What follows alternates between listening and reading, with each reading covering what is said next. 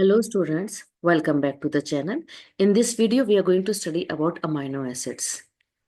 Now see, there are 20 different amino acids which are used to make polypeptides and which is synthesized on the ribosome. That is why ribosome is also known as protein factory. The amino acids which are joined together by ribosomes, they have some identical structure. At the center, they are having asymmetric carbon, also known as alpha carbon, and it has four different groups: amino group, carboxyl group, hydrogen atom, and variable R group. This variable R group is also known as side chain. And this is the R group which gives the amino acid unique characteristic when they are in the polypeptide. Now see, this is the structure of methane. Clear, beta? This is structure of methane. So what we are doing it, we are substituting the values. See, this is replaced by NH2. Let us do one thing. Let us replace this with NH2, this with carboxyl group, and this we are replacing with the variable R group. Same diagram you can see here. So this is amine group is coming here. Here carboxyl group is coming. This is R group, also known as side chain. Because it is having amine group, it is having acid group. That is why it is known as amino acid. Clear? The name amino acid is also clear. Now see next.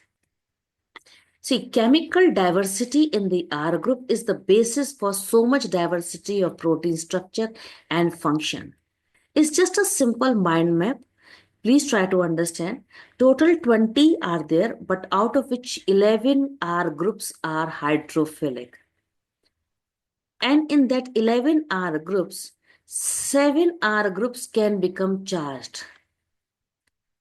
In that 7, 4 R group will work as an acidic and they will have negative charge. For example, aspartic acid, glutamic acid, asparagine and glutamine. Clear, beta? Then see next. 3 R groups, they are working as a base and they can become positively charged. Example, lysine, arginine and histidine. Now, remaining 4, they are hydrophilic, but their R group will never be charged. Example, serine, threonine, cysteine, and tyrosine. Clear? So, I think so R group hydrophilic learning might be easy for you now. Now, see next. 9 R groups are the one which are hydrophobic, out of which 3 are the one which contain ring. For example, phenylalanine, tryptophan, and proline. Clear, they contain ring. Remaining 6 do not contain ring. For example, glycine, alanine, valine, leucine, isoleucine, and methionine. Now let us teach you another classification with respect to the how many are present. For example, if H is present, it is only one type. That is your, if you see here diagram, please see beta glycine. If C and H is present, how many types of amino acids are there? Total number is 5 types. Sulfur containing only 2. And that also only 2, the one which 2, check beta, one is your cysteine, okay beta, and check one is your methionine. Please, 2 is clear now? Then CHO, which contain, they are of 5 types. CHN, they are also 5 types. And all CHNO, they are only of 2 types. So this is just a simple mind map so that you can learn it very properly. Ki R group can be hydrophilic and can be hydrophobic, and what are the elements present in R group, how many amino acid will be there. Now, few amino acids can be essential or they can be non-essential.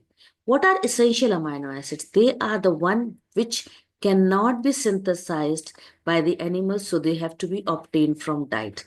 Let us see the list of the essential amino acid. See, this is one learning tips I'm giving you. Willem, try his PhD there. Now see the list of the amino acid. Check better. Understand carefully. I'll just show you. Please see. Valine, isoleucine, leucine, lysine, arginine, and methionine. Clear? Then see next. Tryptophan, histidine, phenylalanine, and threonine. This is the learning tips for the essential amino acid. You can make a list. This is the learning tips I gave it. Willem try his PhD there, and what does it represent? Now we've observed food vary in their amino acid content also. Animal-based food will have a balance of all the amino acid, but the plant-based food, they are deficient in one or more essential amino acid. For example, cereal crops like wheat will have low lysine. Lysine is a essential. Clear? Will have low lysine. And pea and beans will have low in methionine. They are low in methionine, and that is also essential amino acid.